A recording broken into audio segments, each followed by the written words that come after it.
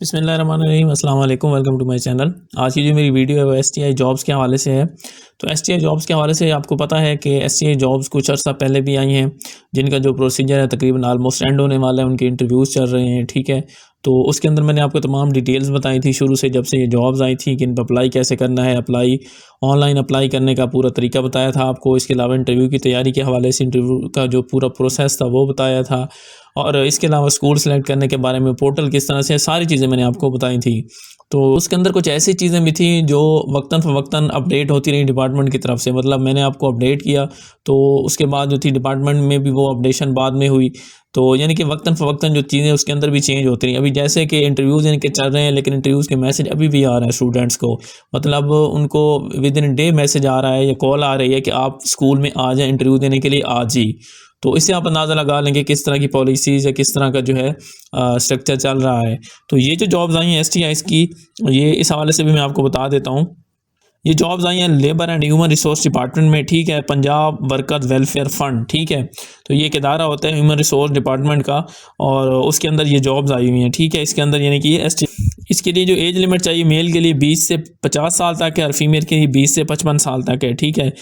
और इसके लिए आपकी मास्टर डिग्री होना ज़रूरी है। इस पे बीए वाले जो हैं अप्लाई नहीं कर सकते, इसके लिए आपका जो है मास्टर लेवल या बीएस होना ज़रूरी है, ठीक है। इसके बाद जो है इस पे अप्लाई करने के लिए आपने करना ये है कि इसकी एकेडमिक क्वालिफ़िकेशन ये चाहिए कि इसके जो सेकेंडरी स्कूल सर्टिफिकेट यानी कि जो मैट्रिक के हैं वो 30 नंबर आपके लगेंगे, हायर सेकेंडरी स्कूल के जो हैं 25 लगेंगे, ग्रेजुएशन के जो हैं 15 नंबर हैं, मास्टर डिग्री के भी 10 नंबर हैं, और अगर आपका बीएस है तो फिर 25 नंबर हैं। हायर क्वालिफ़िकेशन में इसके 5 नंबर हैं। हाफिज़ कुरान है आप तो इसके भी 5 नंबर हैं। अब इसमें हायर क्वालिफ़िकेशन में आपने ये देखना है कि यहाँ पे बीएड एक तो रिक्वायर्ड भी नहीं है, दूसरा यहाँ पे बीएड के कोई नंबर भी नहीं है। यहाँ पे अक्सर ये पूछा जा रहा है कि जो बीएड या एमएड है वो हायर क्वालिफिकेशन में आएगा, तो वो हायर क्वालिफिकेशन में नहीं आएगा, वो प्रोफेशनल क्वालिफिकेशन होती है। हायर क्वालिफिकेशन मींस कि आपकी अगर मास्टर के बाद एमफिल है या पीएचडी है, अगर आपने मतलब कोई और फर्दर डिग्री हासिल की हुई है मास्टर के बाद, तो वो कंसिडर होगी, मतलब जो मास्टर से भी हायर लेवल कंसिडर होगी। उसके 5 नंबर हैं, ठीक है।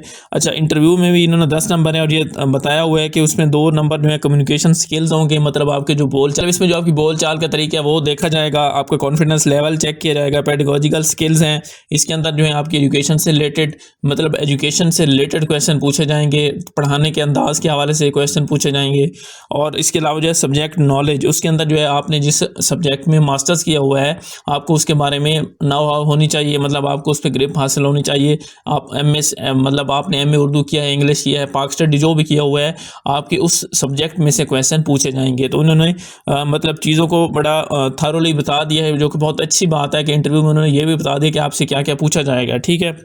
अच्छा, एक्सपीरियंस है इसमें एज इंटर्नी इन वर्कर वेलफेयर स्कूल्स में, अगर आपका जो है इंटर्नी के तौर पे आपका आपने वहाँ पे पहले पढ़ाया हुआ है तो आपके उसके 10 नंबर होंगे, टोटल ये 100 मार्क्स होंगे, ठीक है।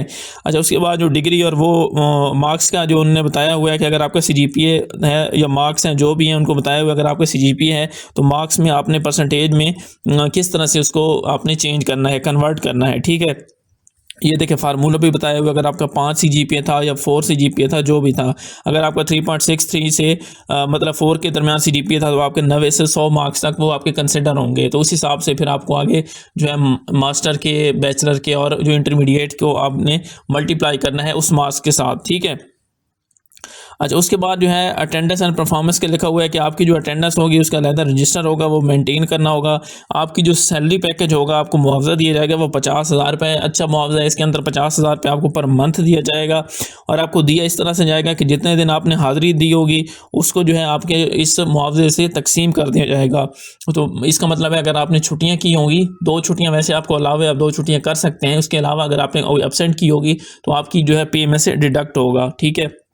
टेन्योर इसका फरवरी से शुरू होके और जो गर्मी की छुट्टियां हैं वहाँ तक इसका होगा, 3 से 4 माह का मतलब इनका टेन्योर बनेगा, ठीक है। इसके अलावा जो है बाकी जो चीज़ें हैं आपने कभी मतलब इसमें लिखा हुआ है कि आपको no right of regular placement, इसमें आप रेगुलर नहीं होंगे, कॉन्ट्रैक्ट ख़त्म होते ही ये आपकी जॉब भी ख़त्म हो जाएगी। इसके अलावा ट्रांसफ़र भी नहीं होगा। एंड पे आपको एक एक्सपीरियंस सर्टिफिकेट जो है वो दिया जाएगा। ठीक है, इसके अंदर जो है जो कमेटी बनेगी उसमें जो है मुतलका स्कूल के प्रिंसिपल, वाइस प्रिंसिपल और सीनियर मोस्ट टीचर होंगे और एक दो और मेंबर्स होंगे इसके। ठीक है, अच्छा ये तो इसके जॉब्स के हवाले से थी। अब मैं आपको बता देता हूँ बाकी इसकी जो रिक्वायरमेंट है वो भी मैं आपको इस हवाले से बता देता हूँ। फॉर्म फिल करने के हवाले से देख लेते हैं। ठीक है, फॉर्म ये एप्लीकेशन है, आपने ये एप्लीकेशन आपको मिल जाएगी, इनकी जो वेबसाइट है वहाँ से मिल जाएगी। ये सिंपल सी, आपने इसके ऊपर जो पोस्ट अप्लाई करनी है उसका नाम लिखना है। ठीक है, उसके अलावा आपने जो स्कूल में अप्लाई करना है उसका नाम लिखना है। उसके बाद आपने अपना CNIC, अपना नाम, father name, gender, date of birth और इसके अलावा डोमिसाइल वगैरह लिखना है। अगर आप शादीशुदा हैं तो आपने अपने हस्बैंड का नाम लिखना है, उसके डोमिसाइल वगैरह लिखना है और इसके अलावा आपने फिर अपना एड्रेस लिख देना है। क्वालिफिकेशन आपने सारी मैट्रिक, इंटर और मास्टर ग्रेजुएशन ये सारी लिखनी है। हायर एजुकेशन है तो वो भी आप लिख सकते हैं, हाफिज़ कुरान है तो वो भी आप लिख सकते हैं, उसके अलग से मार्क्स हैं। और फिर ये कॉपीज़ आपने साथ लगानी है, CNIC कॉपी, डोमिसाइल कॉपी और अगर आप शादीशुदा हैं तो निकाह नामा की, हस्बैंड डोमिसाइल और जो है CNIC copy of her husband. इसमें है कि अगर आप शादीशुदा हैं ख़वातीन तो उनको लगाने की ज़रूरत है, अदरवाइज़ आपको नहीं है। ठीक है, आपने सारी जो डिग्रीज़ हैं या सर्टिफिकेट हैं, मतलब जो रिज़ल्ट कार्ड है वो लगानी है आपने अटेस्टेड करके और ये जो है आपने फॉर्म वहाँ पे सबमिट करवा। मज़ीद इसमें मैं आपको बता दूं तो जो मैंने कुछ बातें यहाँ पे बताई थी कि इसका 50,000 रुपये जो है मुआवजा होना है। अच्छा, इसमें बताया हुआ है कि आपने ये फॉर्म जमा कैसे करवाना है। जमा आपने ये देखें, लाहौर, कसूर, शेखुपुरा, ननकाना, गुजरांवाला, तकरीबन हर ज़िले के अंदर ये स्कूल होते हैं। ठीक है, ये डिस्ट्रिक्ट लेवल पे स्कूल होते हैं, तहसील लेवल पे नहीं होते। तो वहाँ पे आपने जाना है और ये आपने जो है अपना फॉर्म जमा करवाना है, प्लस जो मैंने आपको डॉक्यूमेंट्स बताए थे आपने वो जमा करवाने हैं 12 फरवरी तक आप ये डॉक्यूमेंट जमा करवाएंगे। अच्छा, उसके बाद जो आपके इंटरव्यूज़ होंगे वो 15 तारीख को होंगे और उसकी जो मेरिट लिस्ट होगी वो 17 को होगी। इसमें अगर आपको कोई एतराज़ होता है, कोई ऑब्जेक्शन होता है तो आप 19 तारीख तक वो जमा करवा सकते हैं। 21 तारीख तक आपकी शिकायत का अजाला होगा, सेम इस तरह जिस तरह STIs में हुआ है, लेकिन उसमें ये हुआ है कि वो सारा प्रोसीजर था ऑनलाइन हुआ है और ऑनलाइन की वजह से भी काफ़ी परेशानियों का सामना करना पड़ा है एप्लीकेंट्स को और ख़ुद मतलब जो पोर्टल हैंडल कर रहे थे उनको भी करना पड़ा है। उसके बाद नंबर ऑफ एप्लीकेंट्स बहुत ज़्यादा। तो मेरे ख्याल से ये जो तरीका है, अब इसमें ये थोड़ी सी मुश्किल होगी आपको कि अगर आपका स्कूल दूर है तो फिर आपको एक दफ़ा जाना पड़ेगा दरख्वास्त जमा करवाने के लिए, वो ज़रा मतलब कि प्रोसीजर मुश्किल है। लेकिन मेरे ख्याल से जो ऑनलाइन तरीका उससे फिर भी बेहतर है कि 3-3, 4-4 दिन था, वो पोर्टल ही नहीं चल रहा था, बड़ी मुश्किल से अप्लाई हो रहा था। जिन्होंने अप्लाई किया और कई जो स्टूडेंट्स थे वो वैसे ही बेचारे अप्लाई करने से भी रह गए। हो सकता है उनकी सिलेक्शन हो जाती लेकिन वो अप्लाई ही नहीं कर सके।